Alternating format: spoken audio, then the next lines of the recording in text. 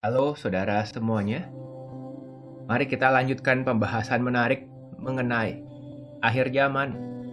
Kita sampai di pasal 11. Ini salah satu pasal yang paling menarik, membahas dua saksi Tuhan.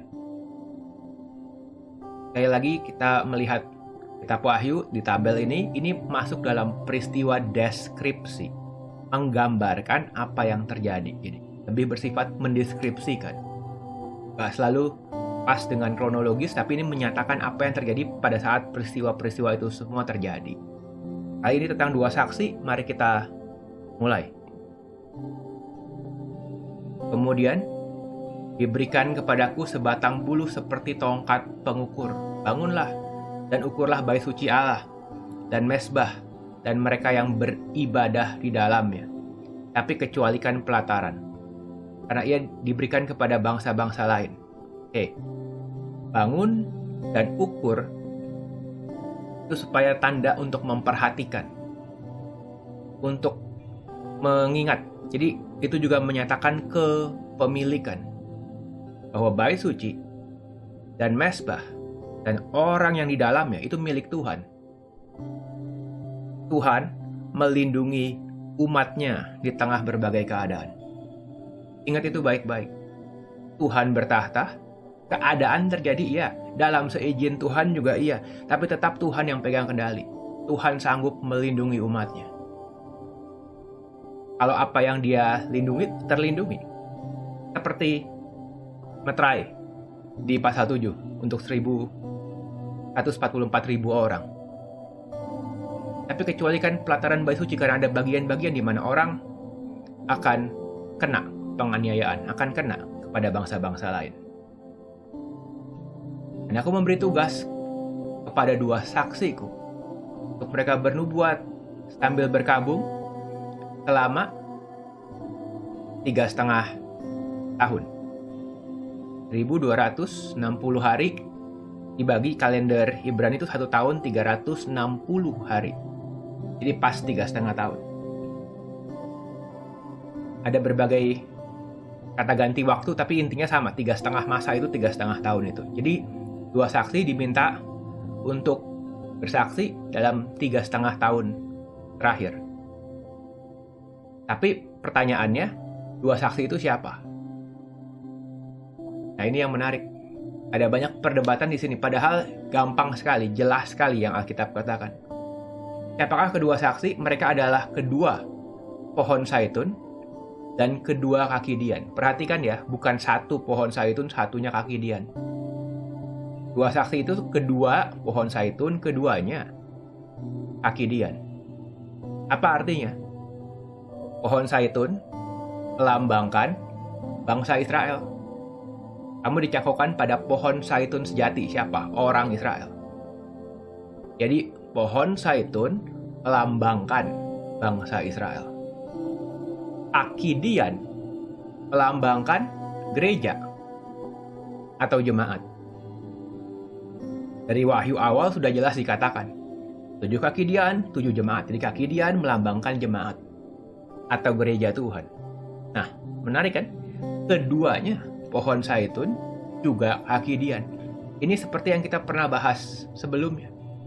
Ini yang namanya satu manusia baru di dalam Tuhan. Umat Tuhan yang utuh, umat Tuhan yang dewasa. Penggabungan antara Israel dan gereja dari berbagai bangsa. Umat Tuhan yang lengkap. Dua itu lambang saksi.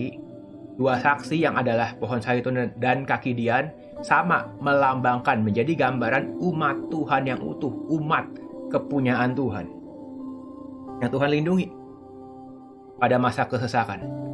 Tapi mereka bukan takut, bukan mentang-mentang dilindungi kabur aja cari selamat. Mereka siap bersaksi. Umat Tuhan yang dewasa siap bersaksi. Kalau ada orang hendak menyakiti mereka, keluar api dari mulut, menghanguskan semua musuh. Jika ada orang hendak menyakiti mereka, maka orang harus mati secara itu. Seperti Elia ini, melambangkan Tuhan sanggup melindungi umatnya. Melambangkan kuasa Tuhan menyertai umat Tuhan di akhir zaman.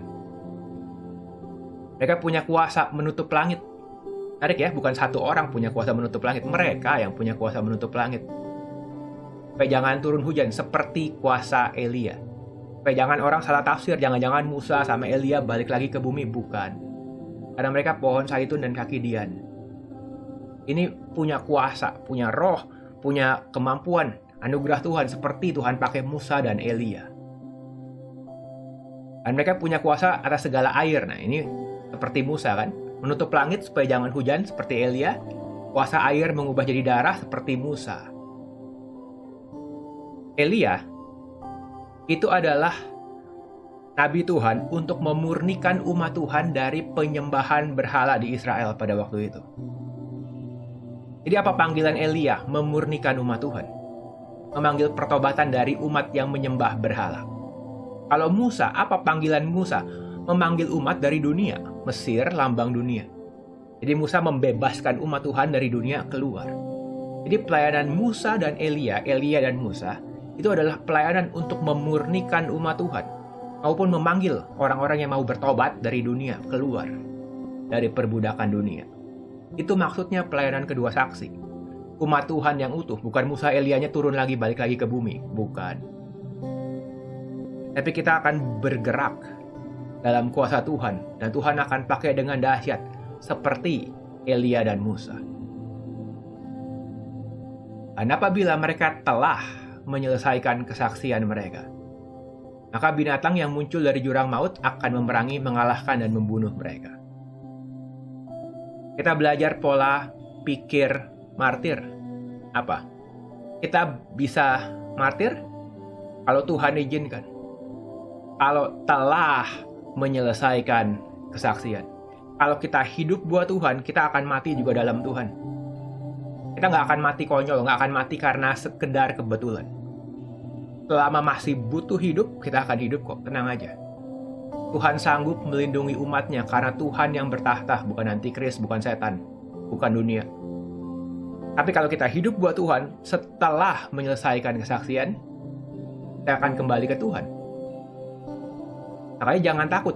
Martir itu masalahnya bukan di martirnya, masalahnya itu di pimpinan Tuhan aja. Dalam anugerah Tuhan kok semuanya. Binatang yang muncul dari jurang maut, kita udah belajar. Di Sangkakala ke-5, Sangkakala ke-6. Ada pelepasan roh jahat yang menjadi penurunan moral manusia, yang membuat kerusuhan, membuat peperangan. Setan pakai manusia untuk menganiaya, untuk membunuh, untuk memerangi mereka katanya, mengalahkan dan membunuh mereka. Oh, jadi kalah dong? Nggak juga. Hanya setelah menyelesaikan kesaksian kok. Jadi semuanya dalam kehendak Tuhan. Dunia pikir kalah, ada umat Tuhan dibunuh. Padahal bukan itu. Dan mayat mereka terletak di atas jalan raya kota besar, secara rohani disebut Sodom, Mesir, di mana Tuhan mereka disalibkan. Ini melambangkan bagaimana pelayanan maupun kematian umat di akhir zaman akan menjadi sorotan dunia. Orang akan lihat. Kenapa ya? Karena umat Tuhan tuh terang dunia. Di tengah kegelapan, terang tuh menyilaukan. Di tengah kegelapan, apapun yang terang lakukan pasti diperhatiin orang. Jadi kematian orang benar bahkan jadi kesaksian buat banyak orang. Gak semua orang akan mati tentu saja. Ini sekedar perlambang, menyatakan apa yang akan terjadi. Dan orang-orang dari segala bangsa, suku, bangsa, bahasa, kaum melihat mayat mereka. Dan mereka yang diam di bumi bergembira dan bersuka cita. Karena kedua nabi itu merupakan siksaan. Terang menyilaukan kegelapan. Tapi artinya apa? Artinya gereja Tuhan di akhir zaman jadi terang. Karena mengganggu, menyilaukan, mengusik kegelapan. Memojokkan orang, kalau mau bertobat ini terangnya. Kalau memang nggak mau bertobat ya sudah. Tapi kan membuka kesempatan sebesar-besarnya orang bertobat dengan kita menjadi terang. 3 hari. Kemudian masuklah roh kehidupan Allah ke dalam mereka. Kenapa 3 hari? Karena melambangkan pelayanan umat akhir zaman dalam kuasa Elia, kuasa Musa, dan seperti pelayanan Yesus. Apa pelayanan Yesus? Menyelesaikan rencana Tuhan sampai mati di kayu salib dan bangkit lagi. Jadi ini simbolik, bukan berarti semua umat Tuhan akan mati, begitu bukan. Tapi ini simbolik, ada umat yang akan penuh dengan roh Tuhan. Seperti Musa, seperti Elia melayani dengan dahsyat. Dan kehidupan kematian mereka akan jadi kesaksian buat dunia. Dan mereka akan melakukan pelayanan juga seperti pelayanan Yesus. Ada 3,5 hari, masuk roh kehidupan, mereka bangkit dan orang jadi takut. Dan orang mendengar suara nyaring dari sorga berkata, naiklah kemari. Dan naiklah mereka ke langit, diselubungi awan, disaksikan musuh-musuh mereka. Seperti Yesus. Hanya simbolik memang, tapi menyatakan bagaimana umat Tuhan di akhir zaman sangat berdampak bagi dunia. Saya mau pause di sini untuk menyatakan ada sebagian tafsiran menyatakan Wahyu 11 ayat 12 ini adalah waktu pengangkatan. Ada perdebatan di sini. Dan salah satu perdebatannya, kalau ini pengangkatan gereja Tuhan, kan naiklah kemari kok disaksikan oleh musuh-musuh mereka. Padahal Alkitab bilang 1 Korintus 15 ayat 51-52, pengangkatan itu sekejap mata. Nah, saya tidak akan jawab itu. Silahkan mau percaya pengangkatan di sini atau bukan. Tapi yang saya mau katakan di sini, umat akhir zaman akan menyelesaikan rencana Tuhan. Umat akhir zaman akan menjadi terang. Mereka akan jadi kenaikan mereka ke surga, kebangkitan mereka disaksikan oleh musuh melambangkan jadi terang. Itu poin yang saya mau tegaskan saja. Pada saat itu terjadi gempa bumi seperti kebangkitan Yesus. Seperti kematian Yesus maksud saya. 10 bagian dari kota itu rubuh. 7.000 lagi orang mati oleh gempa bumi. Poinnya ini. Orang lain sangat ketakutan lalu memuliakan Allah di sorga. Kesimpulan yang saya mau ngomong hanya ini. Apapun yang terjadi dengan gereja pada waktu itu jadi sorotan. Dan orang tahu gempa bumi dan sebagainya itu bukan kebetulan. Karena orang lihat memuliakan Tuhan. Maksud saya tadi seperti waktu Yesus mati. Ada gempa bumi yang dahsyat dan kepala pasukan menyadari itu perbuatan tangan Tuhan. Itu bukan kebetulan. Umat akhir zaman juga begitu. Apa yang terjadi sama mereka akan menyatakan Tuhan bagi dunia. Akan menyatakan Tuhan bagi dunia. Celaka yang kedua sudah lewat. Lihat celaka yang ketiga segera menyusul. Jadi ini bagian dari rentetan sangkakala ke-6 ke-7. Apa itu? Di tengah semua keadaan ada umat Tuhan yang dewasa. Penuh. Yaitu apa? Udah sampai Injil ke ujung bumi. Penggabungan antara Israel dan gereja menyatakan Tuhan secara penuh kepada dunia. Penuh dengan kuasa Tuhan. Bahkan kalau kematian pun akan menyaksikan kedahsyatan Tuhan. Luar biasa. Karena ini, lihat selanjutnya. Mari kita lihat selanjutnya. Karena umat Tuhan menyatakan kemuliaan Tuhan. Lalu malaikat ke-7 meniup sangkakala. Saya kasih spoiler sedikit. Malaikat ke-7, jadi sangkakala ke-7 adalah celaka ketiga yang adalah kedatangan kerajaan akhir atau pemerintahan dunia akhir. Orang sering bilang itulah namanya pemerintahan antikris. Tapi tolong tangkap ini baik-baik. Karena pada saat malaikat meniup sangkakala ke-7, bukan tiba-tiba datanglah antikris, enggak sih. Waktu malaikat meniup sangkakala ke-7, yang terdengar bukan suara antikris. Tapi suara nyaring di sorga dan katanya pemerintahan atas dunia dipegang oleh Tuhan kita dan Dia yang diurapinya dan Ia akan memerintah sebagai Raja selama-lamanya.